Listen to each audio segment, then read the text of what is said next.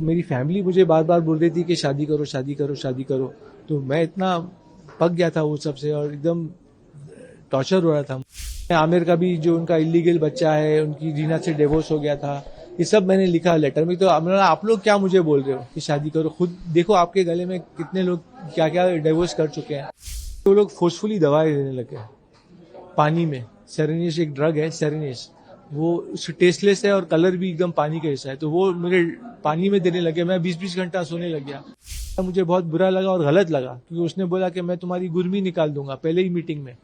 तो मैंने बोला ये डॉक्टर है कि कसाई है कि हज्जाम है, क्या है ये? आमिर को पता चल गया होगा कि फैसल जा रहा है बिग बॉस में और क्या क्या बोलेगा। जो आज मैंने सब जाहिर किया है, जग जाहिर, वो मैं उस वक्त कर देता। तो आमिर ने बोला इसको भेजो ही मत, तो उसको हटा दिया वहां से। आमिर, अच्छा तुम्हारे हाथ में कुछ नहीं है और तुम खुदा नहीं हो, वरना तुम मुझे अपना घर देते, गाड़ी देते, और तुम्हारी जो वाइफ्स है वो सब तुमको मुबारक।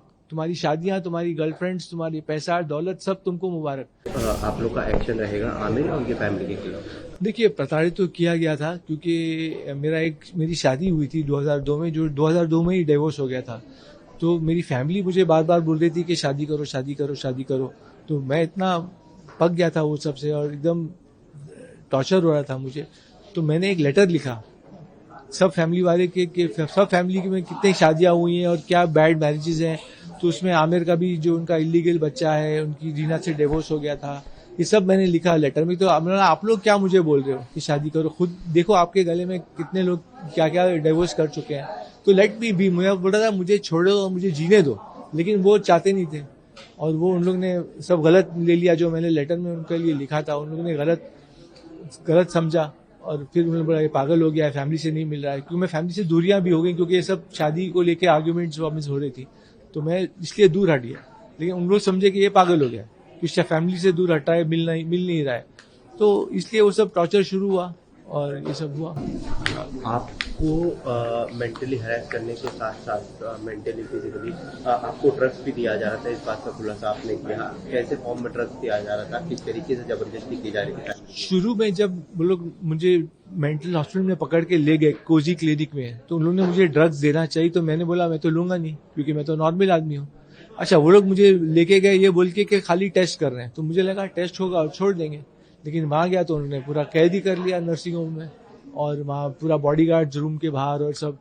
तो फिर मुझे वो लोग फोर्सफुली दवाई देने लगे पानी में। सेरेनिस एक ड्रग है, सेरेनिस, वो टेस्टलेस है और कलर भी एकदम पानी का जैसा है। तो वो मेरे पानी में देने लगे। मैं 20-20 घंटा सोने लग गया। तब मुझे पता चल गया कि ये लोग मुझे ड्रग्स दे रहे हैं। तो मैंने फिर कहा कि मुझे मैं लेता हूं दवा, क्योंकि आप लोग मुझे फोर्स कर रहे हो, लेकिन आप लोग नाप तोल के दो, तो डोज जो सही डोज है वो ही दो। तो फिर मुझे दवा लेना ही पड़ा।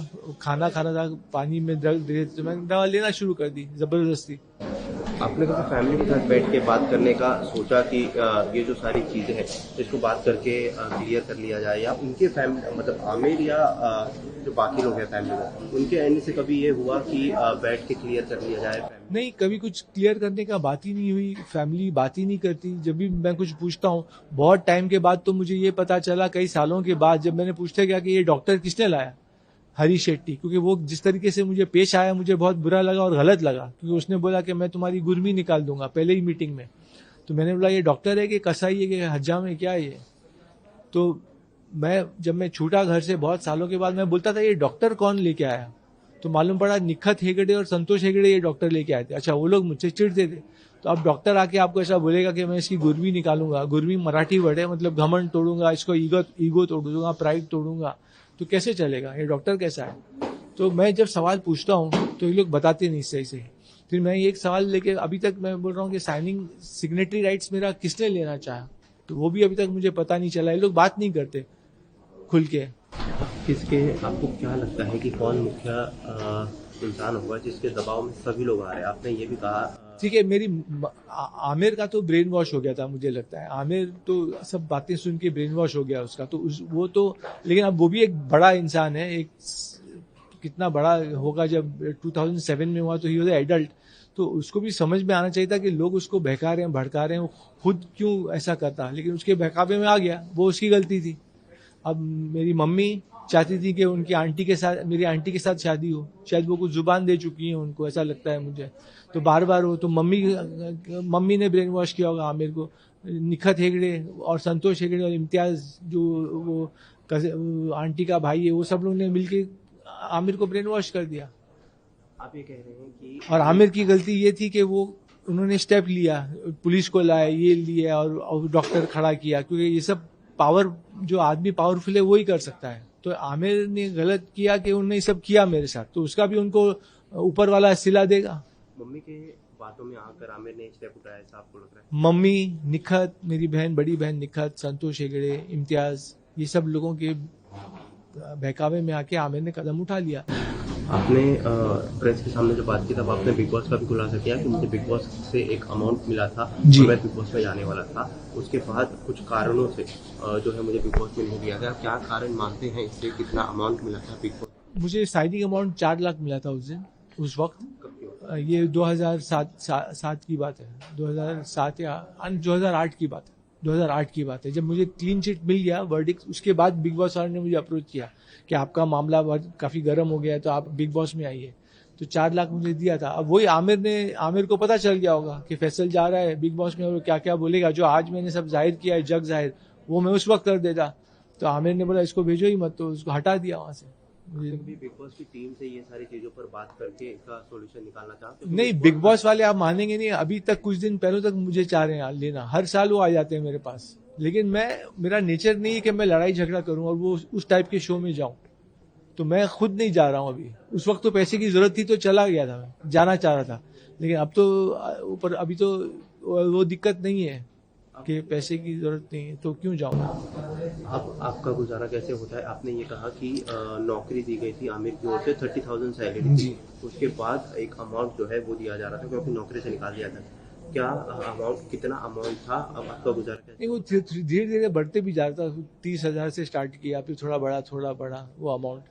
और अभी तो फिर मेरे पास कुछ सेविंग्स हैं, तो सेविंग्स से मैं चला रहा हूँ। और काफी मैंने सेंसिबली जो अमाउंट मिलता था उससे मैं बचाता भी रहता था, तो मैंने कुछ सेविंग्स हो गई हैं। उनकी शादी भी हुई है, आपने कहा बच्चे भी हैं जी। उस बारे में कुछ बताइए कि क्या जानकारी अब तक आपके पास आई? जी, उनका जब उनकी शादी रीना से टूटी 2002 में, 2002 में शायद, हाँ, तो उस वक्त ही उनका एक अफेयर हो गया था एक जर्नलिस्ट के साथ, जेसिका हाइंस। तो उसके साथ उनका आउट ऑफ वेडलॉक, मतलब बगैर शादी के एक बच्चा भी पैदा हो गया। तो ये सब सच है। तो उस वक्त मैं ये देखता था कि ये सब माहौल हो रहा है और आमिर भी एक सही तरीके से जिंदगी नहीं जी रहा है मेरे हिसाब से, क्योंकि अगर ये सब गलत बातें होंगी तो सही कहाँ हुआ।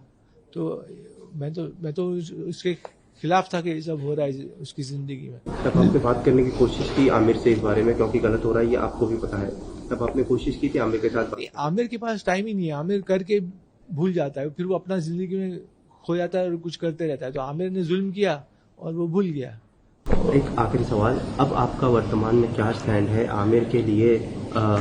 किस तरीके से ये जो एक्शन है, ये जो लीगैलिटी है, ये किस तरीके से आगे जाने वाली है? नहीं, लीगैलिटी कुछ नहीं है अभी। हम उनके ऊपर कुछ कॉम्पेंसेशन मांगने वाले हैं, ना कुछ हम उनको सजा देने वाले हैं। सजा जो है वो ऊपर वाला देगा, जो सजा है वो ऊपर वाले के हाथ में।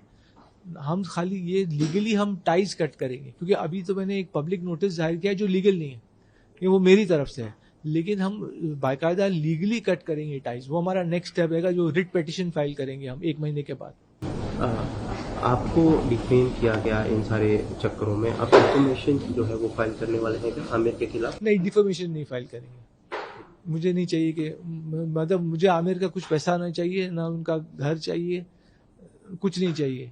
और आमिर ने एक इंटरव्यू दिया था कुछ दिन पहले, और उन्होंने कहा था कि मैं फैसल को हर चीज अगर मेरे हाथ में होता तो मैं फैसल को घर देता, गाड़ी देता, शोहरत, नाम देता और हर चीज देता। कुछ एक इंटरव्यू हुआ था कुछ दिन पहले। तो मैं तो ये कहना चाहूंगा कि आमिर, अच्छा हुआ तुम्हारे हाथ में कुछ नहीं है और तुम खुदा नहीं हो, वरना तुम मुझे अपना घर देते, गाड़ी देते, और तुम्हारी जो वाइफ्स है वो सब तुमको मुबारक, तुम्हारी शादियां, तुम्हारी गर्लफ्रेंड्स, तुम्हारी पैसा दौलत सब तुमको मुबारक। मेरे को कुछ नहीं चाहिए। जो तुम्हारा है वो तुम अपनी जिंदगी जियो, और मैं अपनी जिंदगी चैन सुकून से खुशी से दे रहा हूँ, मुझे जीने दो। तो मेरा तो ये जवाब है कि आमिर मुझे कुछ नहीं चाहिए, जो तुम्हारी जिंदगी है तुम जियो और जो मेरी जिंदगी है मुझे जीने दो बस।